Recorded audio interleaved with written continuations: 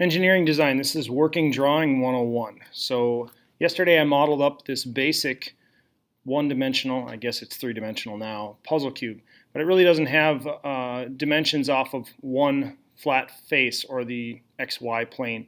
So if I wanted to create an additional component on this, I would sketch on the front face.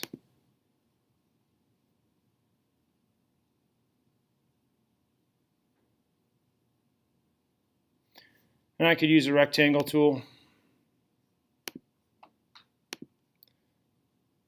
Drag this up till it's symmetric. Hit the E key for extrude. Select that profile and extrude it out 0.787.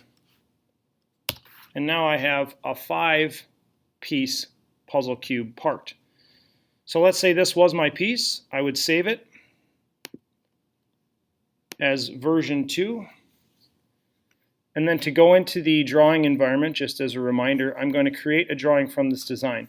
For my puzzle cube parts, I want each part to be an individual component in here. So I don't want to create a second part in this window. If I want to create a working drawing, I'm going to go to New Drawing from Design. And the defaults that I need, American Society of Manufacturing Engineers instead of International Standards Organization. That is correct. Units and inches. My sheet size is going to be A, but it's going to be 11 by 8.5 horizontal. I'll click OK.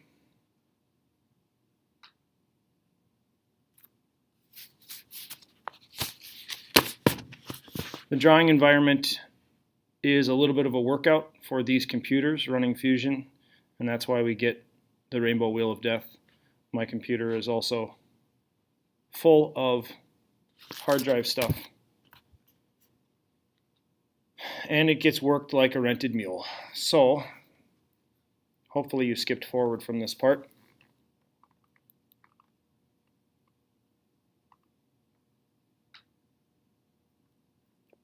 So this piece comes in this orientation, which is fine for me, but I'm going to make it full scale for the puzzle cube parts, 1:1. I'm going to place it about here and click OK. My projected views, I go up to the top left, choose projected view. I want a projected top, projected right, and projected isometric view. Right click, press OK. And I'm also going to double click on this right away and change it to a solid view. And next thing I got to do is get rid of this thing. So our default title block, we want to go down to sheet settings here. And we want to turn that display title block off. How to create a custom table. Go up to tables, choose table, and instead of placing a reference table, which is going to want to reference these parts, we're going to do an empty table which comes in as a 5x4.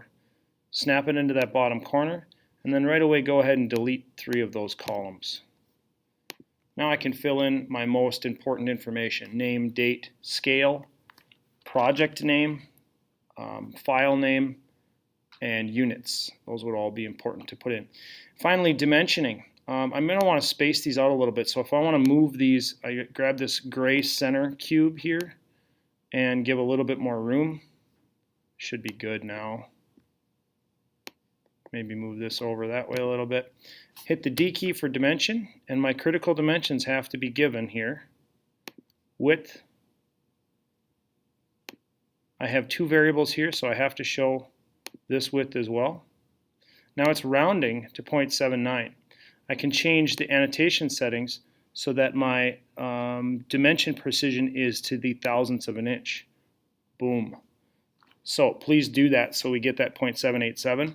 I've got nice staggered dimensions there. I'm going to keep on dimensioning here. Grabbing a second line, projecting out. I need to do this one as well, because I can't have 2 variables, I can only have 1. And I only need 1 more dimension here, which is probably the width. I should say, I'm sorry, the depth of the block from the front view. So I'll line that up like that. And I believe I am fully dimensioned right now. So I would save this as part 1 drawing in my puzzle cube project. Click Save. And I can go ahead and file, print this, to the TechEd printer.